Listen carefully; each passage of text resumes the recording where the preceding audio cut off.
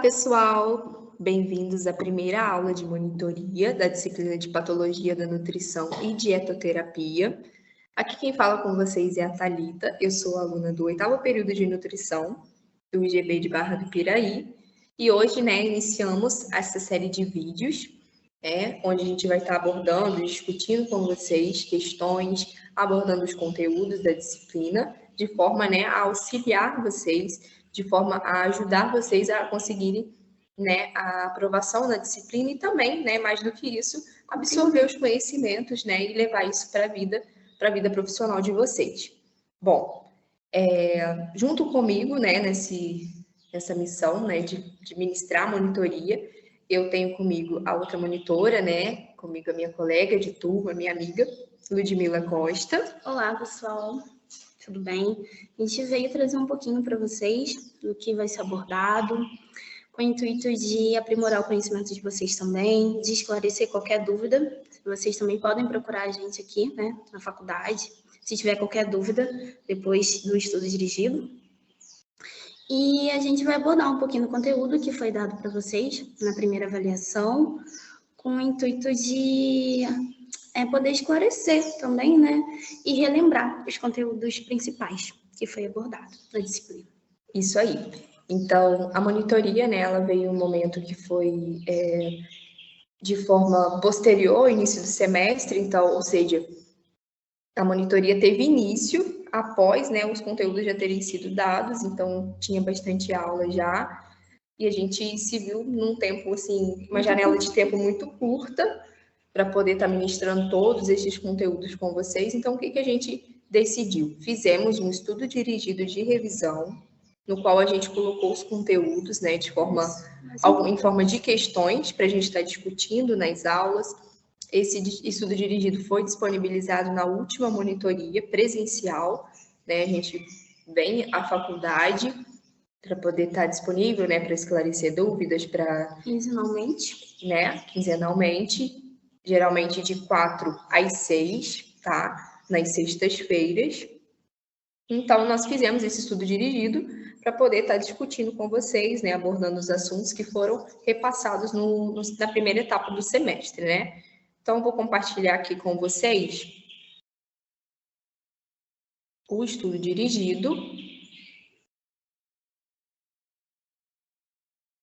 que é este daqui. Ele está em formato de revisão, então aqui a gente colocou algumas questões dos conteúdos que foram ministrados pela professora Angela Marta, que é uma excelente professora, sem questionar, Então, vamos falar um pouquinho, sobre os conteúdos.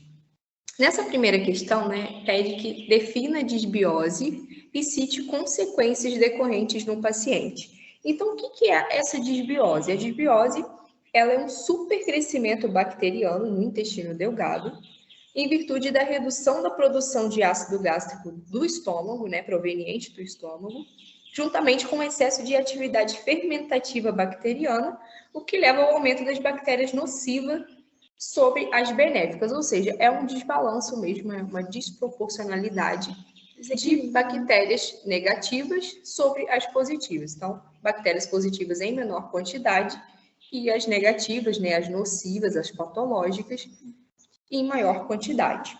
Causando esse desequilíbrio intestinal, que recebe o nome de disbiose, tá? Então, a microbiota, ela tem o poder de exercer efeitos, prejudiciais no corpo como um todo, então é muito importante, o manejo, dessa condição por parte do profissional de nutrição, então é extremamente importante um olhar atento ao intestino do paciente. Então, quando estiver lá no consultório, fazer uma boa anamnese, fazer uma boa, captar informações mesmo, e o intestino é um ponto primordial, Tem que saber como que tá, como que é a frequência, como que é a consistência, se o paciente relata, alguma condição, se tem alguma situação, que desconforto, Presença de muito gases, a presença de dor abdominal, Exatamente. Presença de diarreia ou constipação também é importante. Isso. Então, consequência, a gente já acabou falando um pouquinho, a disbiose, ela hoje em dia tem muitos estudos voltados para essa área, para esse assunto,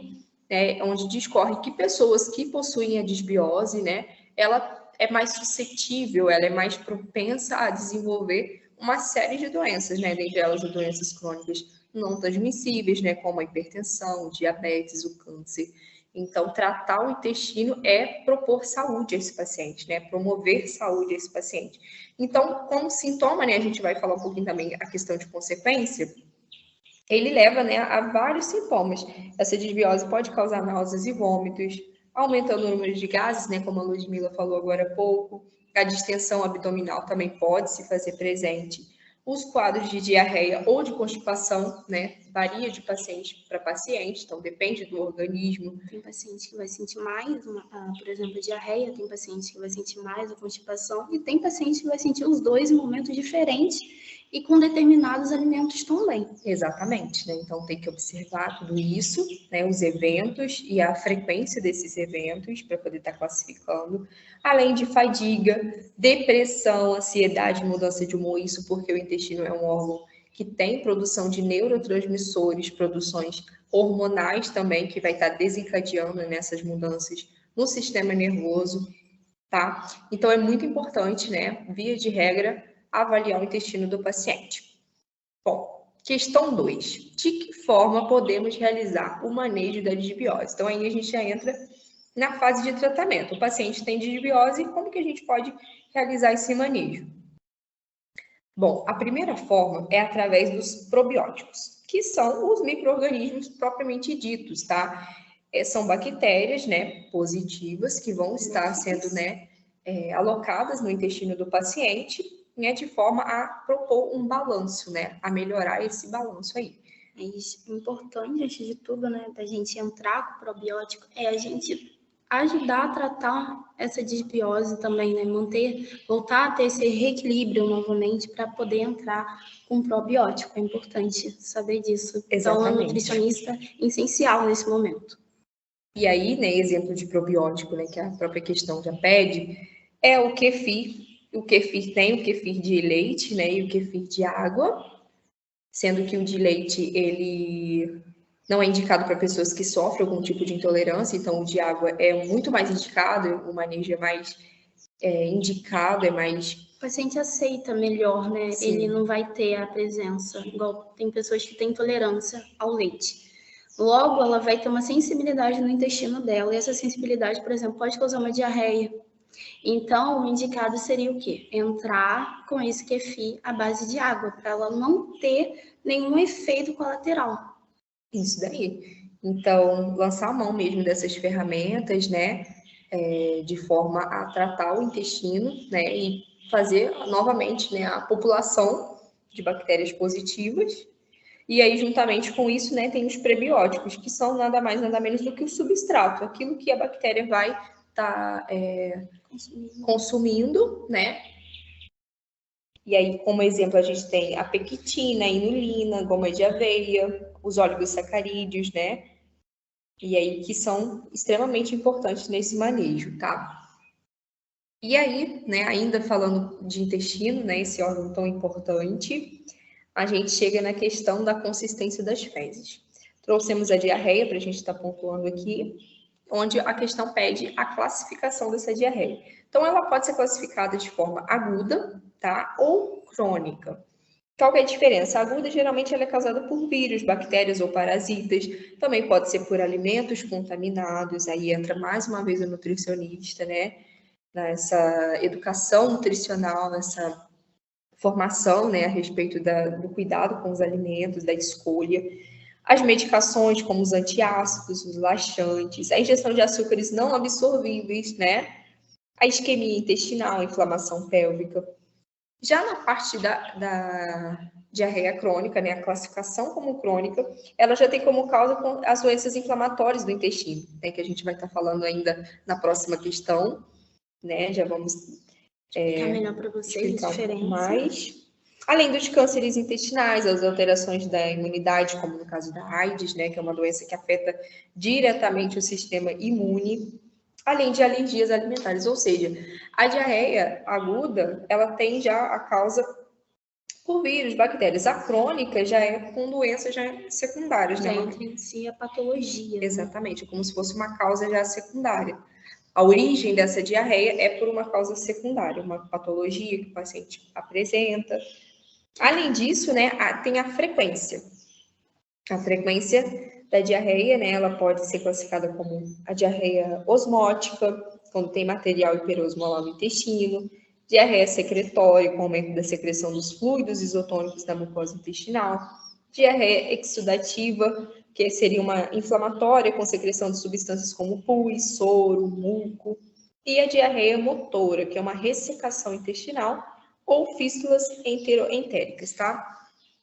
Então, basicamente é isso, a diarreia tem essas classificações. É importante o nutricionista também estar atento, né, na origem, né, a etiologia dessa diarreia, para poder estar fazendo o tratamento. Agora a gente vai para a questão 4. Falando um pouquinho da questão 4, vamos lá, gente. O que difere clinicamente a doença de Crohn da retocolite? Primeiramente, é importante a gente entender que são duas doenças que ocorrem no trato gastrointestinal e que causam distúrbios inflamatórios crônicos. Só que a diferença delas está aqui em quê? Que a retocolite, ela já afeta exclusivamente o colo. Inicia-se no reto e é uma inflamação limitada da mucosa, né? E ela já é contínua. Já a doença de Crohn, não. Ela afeta qualquer parte do sítio, ou seja, em qualquer parte do sistema gastrointestinal ali, né, do intestino em si. E ela já é descontínua, né, e pode causar granulômulas, fítulas, né, que podem, que se inflamam, né, causando esse desconforto no paciente. Falando um pouquinho agora, né, sobre a questão 5, né, a gente poder marcar como verdadeiro e falsas, assertivas a seguir. Com relação à primeira questão, a síndrome do intestino irritável pode ter de origem genética, dietética, emocional e por meio de disbiose? Seria verdadeiro ou falso? É verdadeiro. Ela pode estar relacionada a esses três meios, né? No caso 4. Emocionalmente, porque ela está interligada à questão do sistema, né? Sistema nervoso com o sistema gastrointestinal. Tem uma ligação entre os dois sistemas. Esteticamente, sim, porque ela causa uma sensibilidade no trato gastrointestinal e determinados alimentos podem aumentar essa sensibilidade. Geneticamente também, né? E por meio da disbiose, como a gente já comentou anteriormente, ela pode ser desencadeada também. Sim, então a segunda assertiva, né, afirma que o primeiro passo de uma estratégia de dieta FoodMap é a mudança do estilo de vida. E a resposta é falsa. Não é o primeiro passo. A mudança do estilo de vida, ela é sim, né, importante, ela faz parte da estratégia dessa dieta, porém ela não é o primeiro passo. O primeiro passo seria a fase de exclusão, e que são retirados da dieta todos os alimentos que contêm FODMAPs. Esses FODMAPs são os alimentos que causam a nossa sensibilidade, né? Que eles podem ser classificados como oligosacarídeos também, como os fermentáveis, né? F de fermentáveis, O de oligosacarídeos, o disacarídeos, o monossacarídeos, os polióis também. Então, todos esses alimentos, eles causam uma sensibilidade no intestino, então por isso que eles devem ser retirados, é a primeira fase. Mas a gente tem que entrar com a nutricionista nesse meio, porque tem que ser retirado de forma gradual também. E por um profissional habilitado, né, que entende, que conhece a patologia e sabe como fazer o manejo, né, de forma segura, acima de tudo. E poder também entender a individualidade de cada paciente. Nem tudo que vai fazer mal para um paciente necessariamente vai fazer mal para outro paciente. Então, é necessário entender até que ponto essa sensibilidade afeta, né? Até que ponto esse alimento pode afetar o intestino desse paciente. E por fim, né, com relação ao sedentarismo, né? Ele é a única causa de diverticulose, sendo, portanto, o ponto-chave na conduta nutricional? Falso. Tá? O sedentarismo não é a única causa, tá? Existem outras que estão envolvidas nessa patologia. E, por fim, a doença celíaca pode surgir em qualquer momento da vida nos indivíduos geneticamente suscetíveis que têm por hábito alimentar o consumo dos cereais que contêm glúten? Verdadeiro, tá, pessoal? Ele pode surgir em qualquer momento da vida, não tem idade para poder estar desenvolvendo essa doença, não é uma doença de adultos, não é uma doença de idosos. É uma doença que afeta qualquer faixa etária. Qualquer faixa etária, né? Em que a pessoa já tem geneticamente, né, já propensa a desencadear aquilo. Exatamente. E nem tem por hábito o consumo dos cereais que contém glúten. A doença celíaca, ela é uma doença que gira em torno do glúten, né? A pessoa tem essa intolerância. Uma sensibilidade mais aguçada a esse alimento, né? Exatamente. Pessoal, só olhando aqui rapidinho, não sei se vai sair para vocês o tempo da gravação. Vamos falar rapidinho aqui das duas questões, das 3 questões que ficaram faltando, né? A questão 6. Cite 3 condutas nutricionais no manejo da colelitíase e a colecistite. Bom, diminuir a ingestão de gordura, tá? É o primeiro ponto muito importante, né? Uma dieta hipolipídica, por se tratar de um órgão que faz, né, a digestão, né, dos lipídios, então você causa uma menor sobrecarga ao órgão. Então, se a pessoa já tem, né, já propensa, né?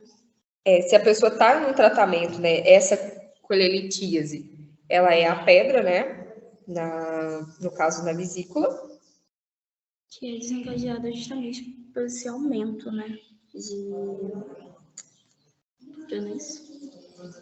Isso daí. Esse aumento de gordura. A formação de cálculo, né, na vesícula. Então, por isso que a dieta tem que ser hipo, porque ela, através da dieta hipo, consegue ter um monitoramento dessa patologia.